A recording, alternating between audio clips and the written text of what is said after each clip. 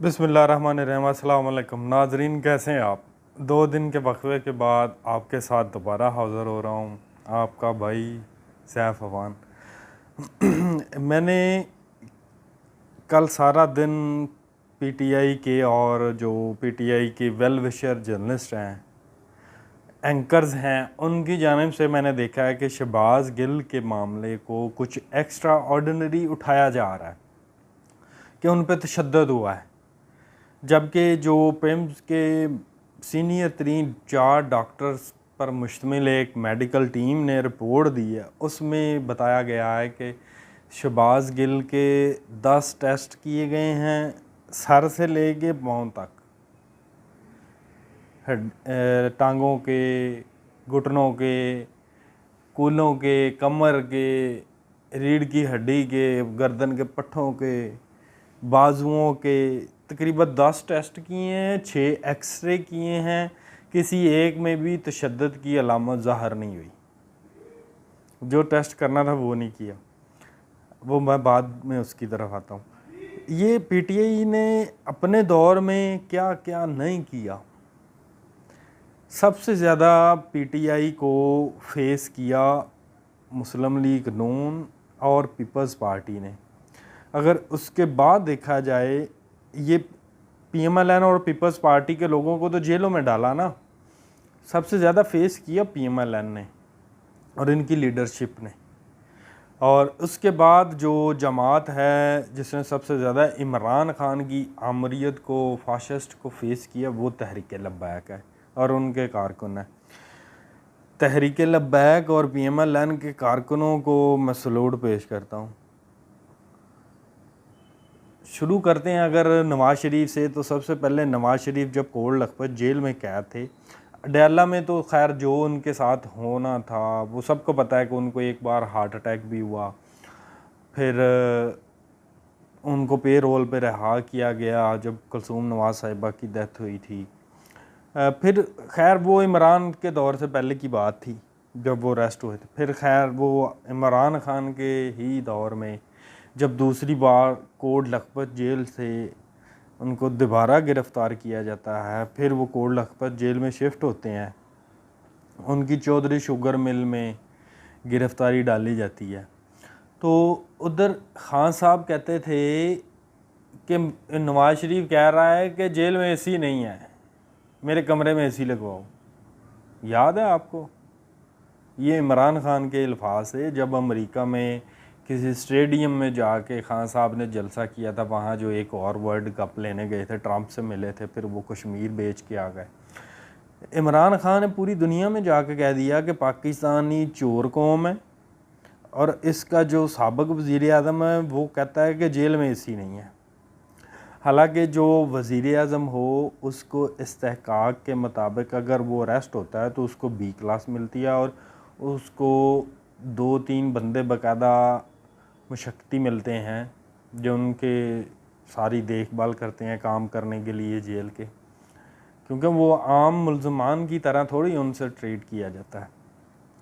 ये नवाज़ शरीफ के मतलब एक लंबी दास्तान है, क्या क्या उनके साथ कोट लखपत जेल में हुआ वो नाकाबिले बयान है।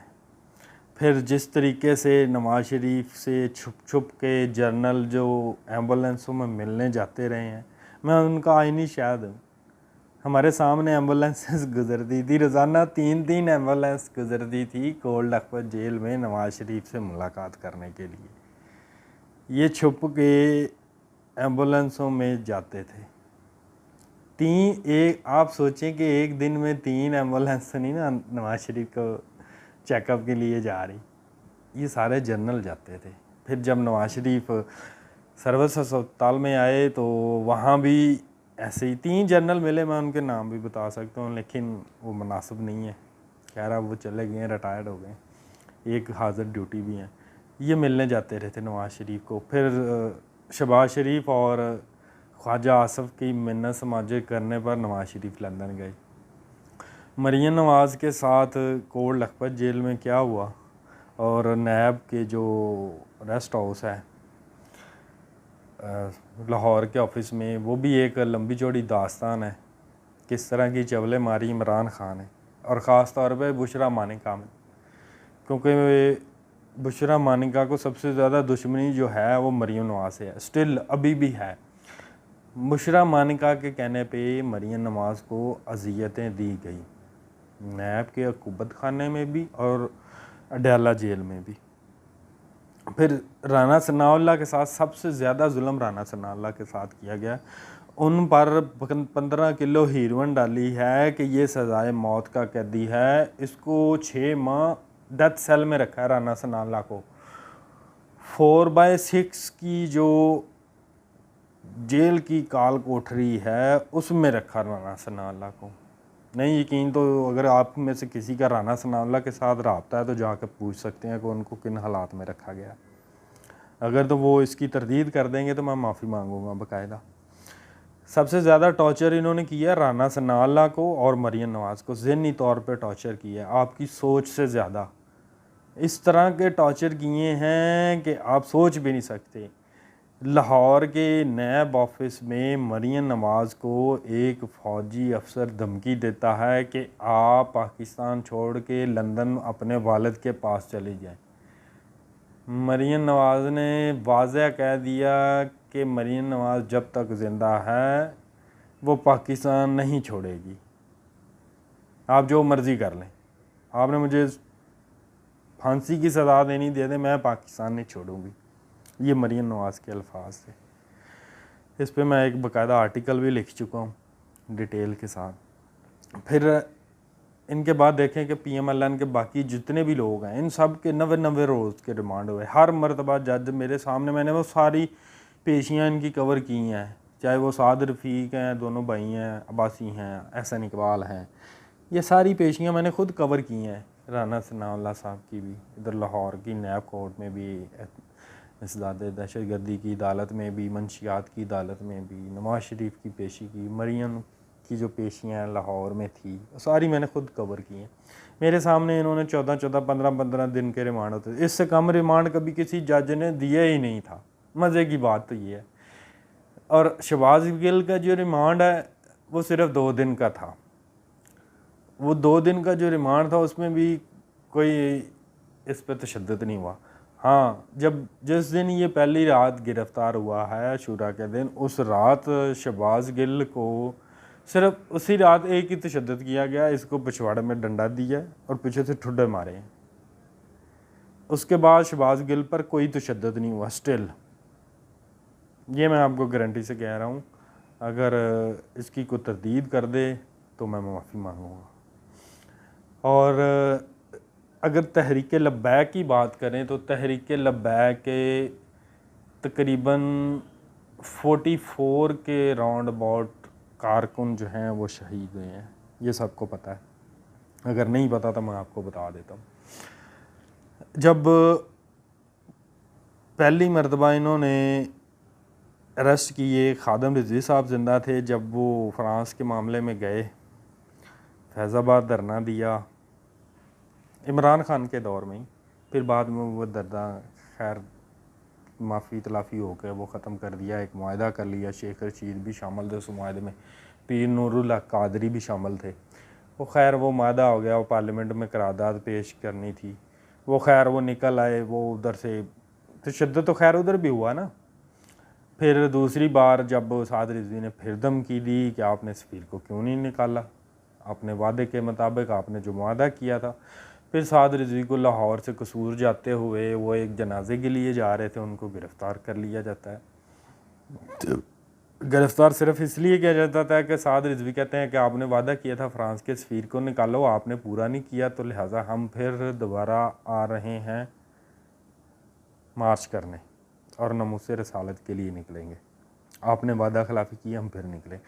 फिर वो गिरफ़्तार कर लेते हैं। फिर उसी रात मैंने खुद सारा कुछ वो कवर किया जब यतीम खाना चौक में तकरीबन 7 बजे की जो पंजाब पुलिस ने जंग शुरू की हुई थी चौक यतीम खाना में, वो रात तकरीबन 12-1 बजे तक वो जंग जारी रही थी। TLP के कारकुन जो है लिटरली मैं समझता हूँ इनसे ज़्यादा मैंने दलेर और बहादुर कारकुन नहीं देखे अपनी लाइफ में, कि इतने दलेर कारकुन हैं, इन पे शेलिंग चल रही है, गोलियां चल रही हैं, ये भाग नहीं रहे। खैर इधर से 2 बंदे इधर भी इनके शहीद हुए। फिर जब ये लोग निकलते हैं शाहदरे से, वो आगे मरीद के पहुंचते हैं, तो मरीद के में जाके बाकायदा TLP के लोगों पर पहले तो पुलिस सीधे फायर करती है, शेलिंग करती है।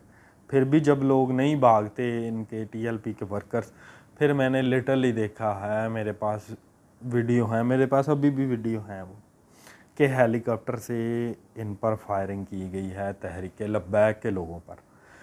लेकिन यार देखो, इन लोगों की जुर्रत को सलाम नहीं है, फिर भी वो भागे नहीं हैं।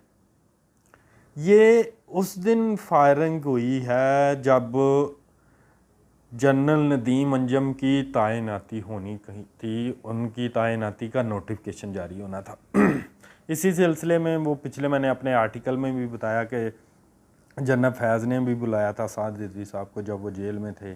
फिर उन्होंने बाकायदा कैटेगोरिकली उनको कहा भी साद रिजवी ने कि आपने हमें गोली मारनी है तो इंडियन और इसराइली गोली मारे, हमें पाकिस्तानी गोली क्यों मारते हैं, हमारे टैक्स के पैसे की गोलियां मेरे लोगों को क्यों मार रहे हैं।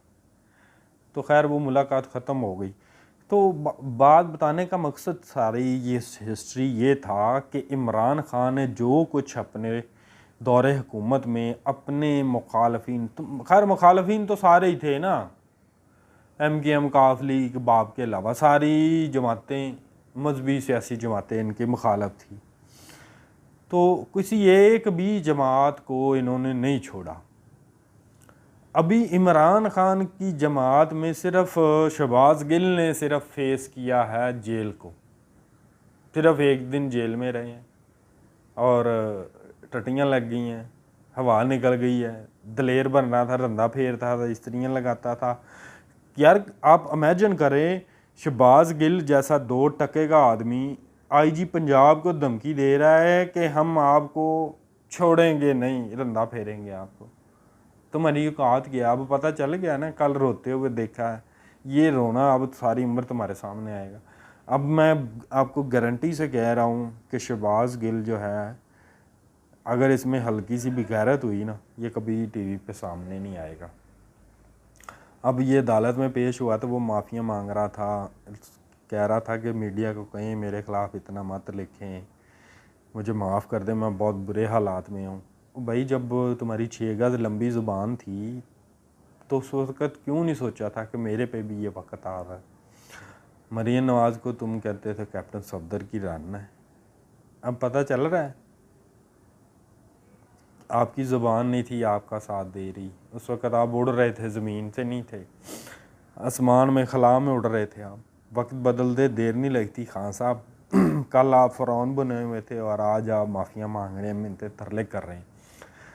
आपको आपके ही चर्ब ज़बानी ने इस नहज तक पहुँचाया और अभी तो शुरुआत है। अब आपकी गिरफ़्तारी की तरफ चीज़ें तेज़ी से बढ़ रही हैं और आप सारे वो जवाब फराहम कर रहे हैं।